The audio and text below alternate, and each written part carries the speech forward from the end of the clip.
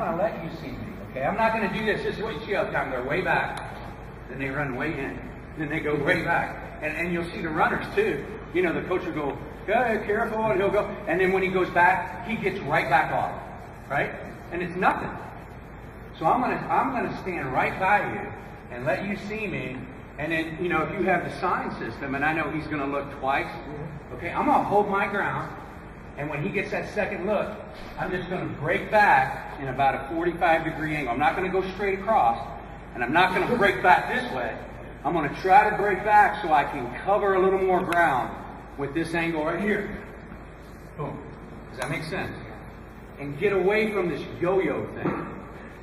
Teacher, you're going to get mad at me because I've never talked about this, but you do this. This drives me nuts. This does nothing. Have you ever seen them all doing that? High school? Am I wrong? Oh, it's like, after a while, I mean, come on, man, I'm not a fool. I know you do that. You're not going to go back in there. So, I mean, I'm not saying once in a while. But if you start off on them, if I'm right with them, they know you're there. They're not going to do anything. And then, boom, you just break. When the pitcher goes to the plate, or if you have this sign system, you're going to know, you know, how many looks he's going to give you. Good. Make sense? And you're taking that throw again in front, just make it this way, or? Oh, on this, yeah. If I had to take a throw on a pick here, I'm not getting in front. I'm just getting over here and going, boom, behind. Wherever. I'm not going to be able to try to work to the front there. That's going to be, you know, bang, bang. I'm talking that when I work to the front, it's on a throw from the catcher on the field. This one, you're just going to break in there. Right here. All right, let's go over here. Let's talk. Second, not from short. What if your second baseman is holding the runner at second? Same thing. Start off close. Start off close to the base. Like if he was a runner, I'd be right here. You know, I'm not going to start. You just got to get away from the whole yo-yo. Right. You know, from running back and you're not set. I like to be balanced and in control, so I'm going to be right here. If he stopped and he hasn't, you know, augmented his lead or doing anything crazy, I've got him stopped, he goes to the plate, then it's just boom, right here. Would you take that, the second baseman take the throw in front? Oh, you're just going to break it. You're just going to I'm not going to worry about working to the front of the bag there. Just going to catch it. Let's slide over here. I'm going to talk to you guys about some base running stuff. All right, and we're going to go. This probably might be the most beneficial time spent all winter long for you. I'm going 3 deep, so there are my 3 bases. All right, and right now we're at first base. Guys, we have mats against the wall. Feel free to use them diving back if you want. Okay, I would. I'd put 3 mats here so they want to go back.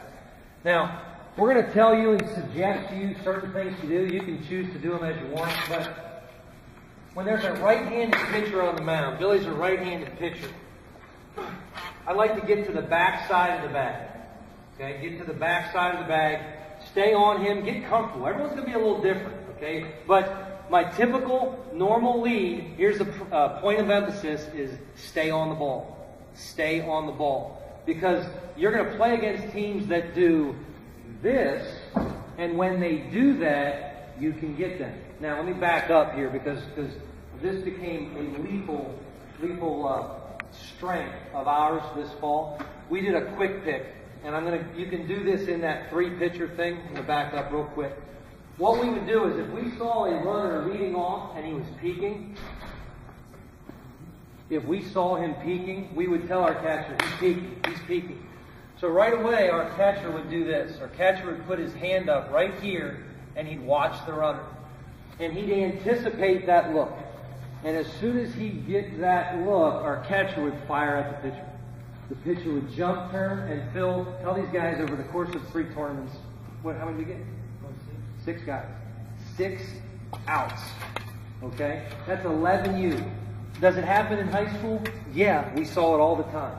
All right? 8 years at Redland, we probably got 10 guys.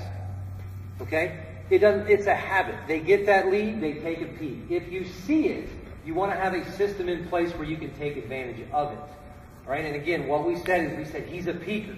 So in your 3-catcher system, maybe Denny says, we got a peeker guy. We got peekers. So just have your catchers right here. Right-handed pitchers, ball in their bare hand. They see this, that's their, like, oh my gosh, we're going to get him right now, right now. Don't let the pitcher do this. This isn't the pitcher's job.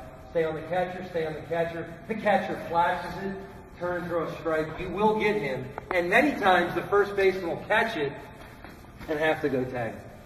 Is that when he's getting his sign still?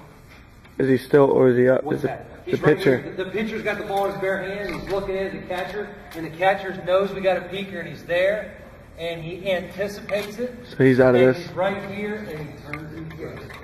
Got it. Okay? So the first thing, I'm glad I thought of that here, is we get your lead backside of the bag, stay on the ball. If I'm not going anywhere, you don't have to be extremely long one way or the other. You don't have to be too much, you don't have to be too short. But you want to get them comfortable for sure. Okay? When he throws over, if I'm fully extended, we're going to go back to the back edge of the bag. Okay? With a left hand, and by the way, the reason I go 3 deep is because one of you coaches, great warm-up, great finishing exercise. One of the coaches is right there or on the outside giving your signal system. We're going to go over. These guys are executing this. They're executing this. Left-handed pitcher on the mat. With a left-handed pitcher, I like to go to the front of the bag. Okay? Right-handed pitcher, I like to go back. There's no deception here. Left-handed pitcher, there's a little bit of deception. So with a left-handed pitcher, I like to go to the front of the bag. And I like to do this for a couple reasons. If I know, this is what a one-way lead is. A one-way lead is when the lefty picks up, I slide back. When he throws to me, when he throws to the first baseman, I'm here in plenty of time. So I go back real big on the inside corner, real big, so my first baseman, I'm entitled to that bag. That's my bag. Inside the bag, and I'm going to hold the bag down, so if the throw's bad, he can't get to it. He can't get to it. Okay? Inside of the bag. The other reason I like to do this is because if we do get a steal, you're on the inside, and he's going to lift up, and I'm gone. I'm first move, first lift, I'm gone. If I'm on the inside, it puts more pressure on him to clear and make a throw. If I'm on the backside, he's got a nice angle to throw from. Okay? So lefties, we work front. Righties, we work back. Okay? A couple things that, yeah. Just a quick question. We always go first with no left-hand pitcher. That we teach. That's what I teach because it's easiest to teach. Okay? If you run across someone that's quick, then there's some subjectivity in there. And if I ran into that guy, I'd just stop the running game altogether. I'd say, hey, today we're not going. This guy's... But the guy that picks up all the time. Yes, I do. That guy is a first lift guy all the time. Now, I say first lift instead of first move because I wouldn't want an 11-year-old to say, you said first move and he did that. So first lift. First lift. All right? All right?